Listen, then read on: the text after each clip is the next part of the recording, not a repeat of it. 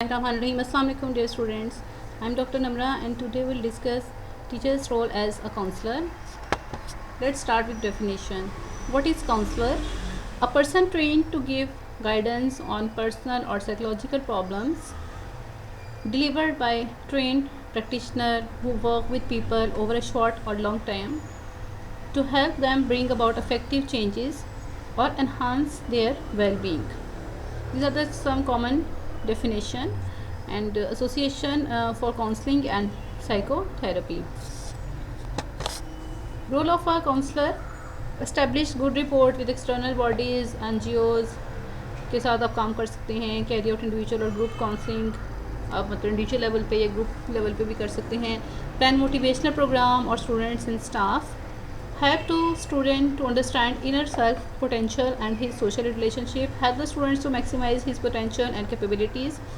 Provide the students information to parents and administrators on the students well-being. जी अब teacher कौन होता है? सबसे पहले टीचर की डेफिनेशन को समझेंगे.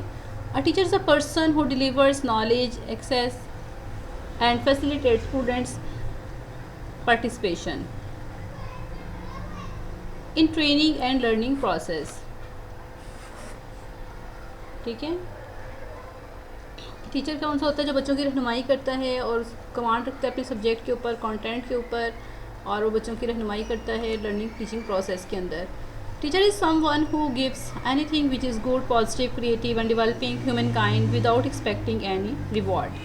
ठीक है. तो टीचर वो होता है जो किसी रिवॉर्ड के बगैर आपको जो है पॉजिटिविटी तरफ लेके आता है, आपके राउंड ऑल और डेवलपमेंट करता है, पर्सनालिटी डेवलपमेंट करता है, ग्रूमिंग करता है, आपको सही और गलत के बारे में सिखाता है, तो वो टीचर कहलाता है.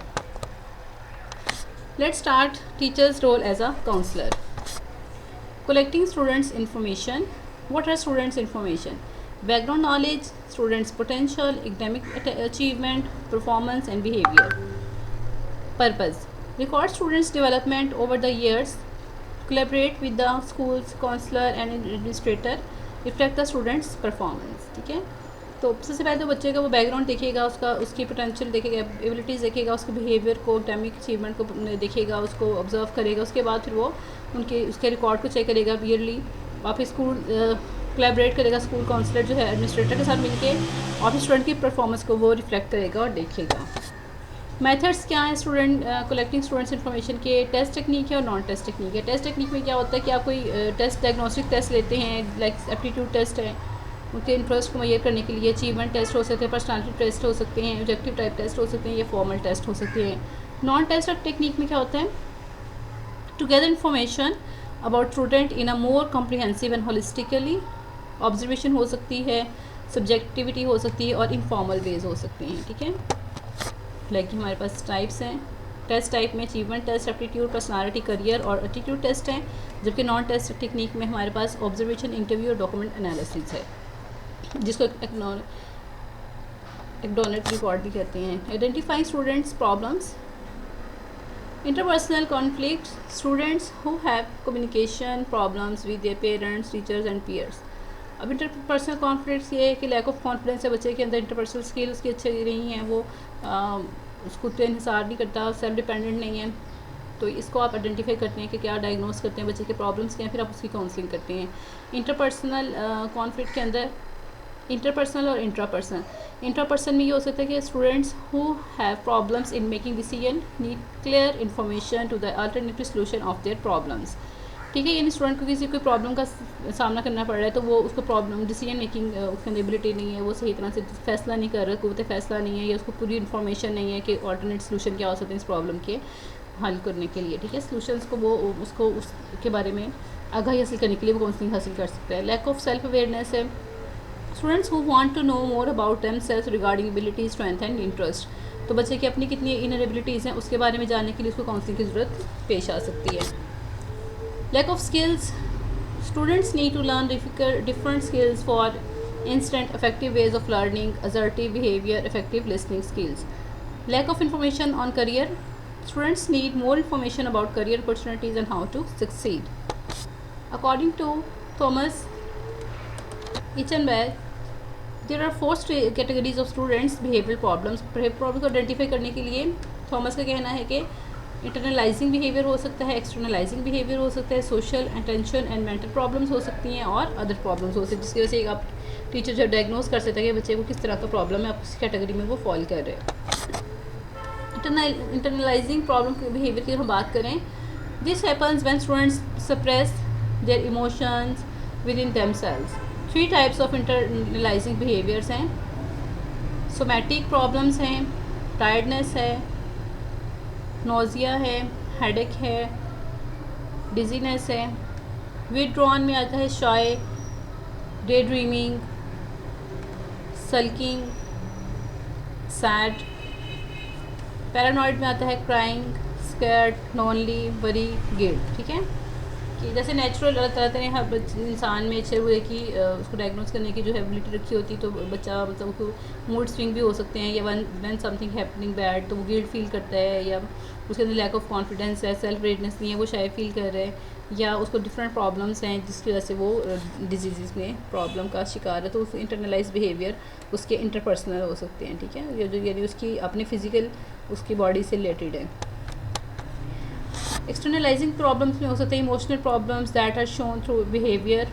समटाइम आप सेंटिमेंटल बिहेवियर जो है वो आप ज़्यादा मतलब नॉर्मल बिहेवियर शो कर रहे होते हो, सेल्फ कंट्रोल नहीं होता आपके ऊपर, या वायलेंट बिहेव कर रहे होते हो।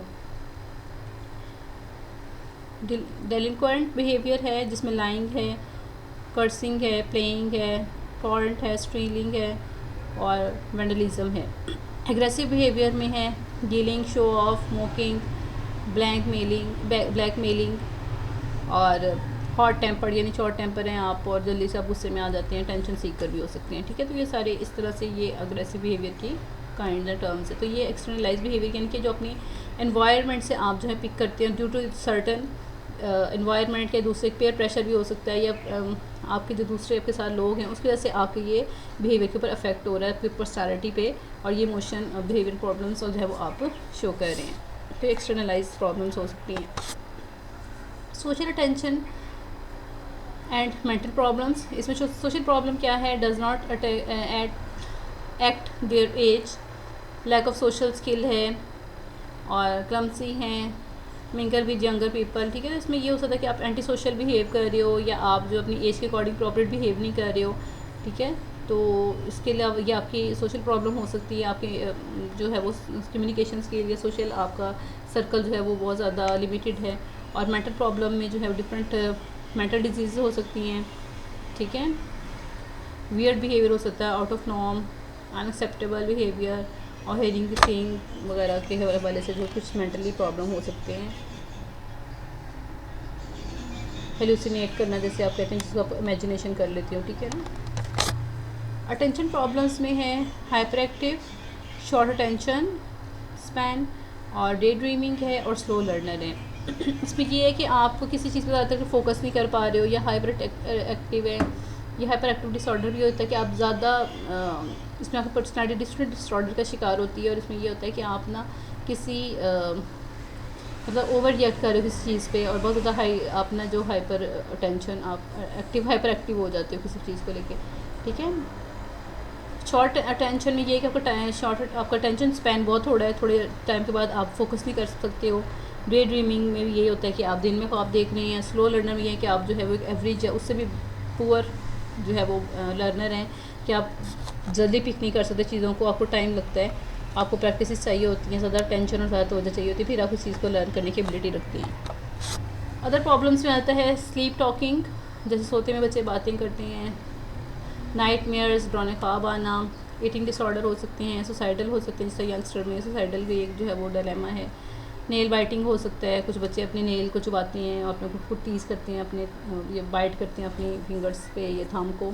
स्पीच है यानी बोलने में आपको जो है प्रॉब्लम्स हो सकती है, स्पीच प्रॉब्लम या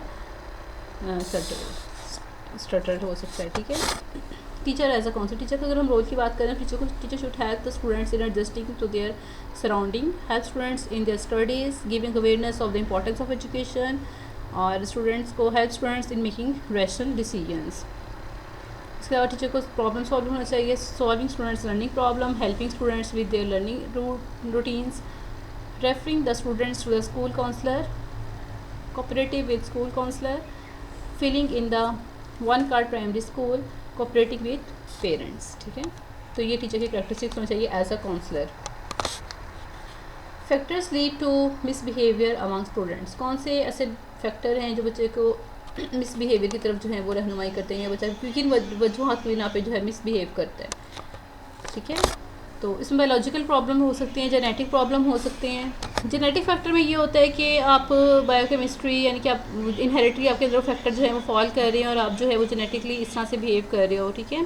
तो बायोलॉजिकल फैक्टर है जिसमें जेनेटिक आ जाता है। फिर सोसाइटी आपकी सराउंडिंग है, जैसे बुलिंग हरासमेंट हो सकती है, उस वजह से ये विड्रॉल, लो सेल्फ एस्टीम हो सकती है, ठीक है। इसके बाद इन्वायरमेंटल फैक्टर है बहुत से, trauma with affect the student self development, students are prone to be depressed and pessimists, ठीक है। तो इस तरह के एनवायरमेंटल यानी सराउंडिंग के हो सकते हैं, आपकी सोसाइटी में जहाँ पे आप एग्जिस्ट करते हो उसके प्रॉब्लम्स हो सकते हैं, उससे रिलेटेड हो सकते हैं, किसी भी काइंड की प्रॉब्लम्स हो सकती हैं जो चिल्ड्रन को फेस करने पड़ सकते हैं, ठीक है। Thank you so much, hope so you can understand today's lecture. अल्लाह हाफिज़।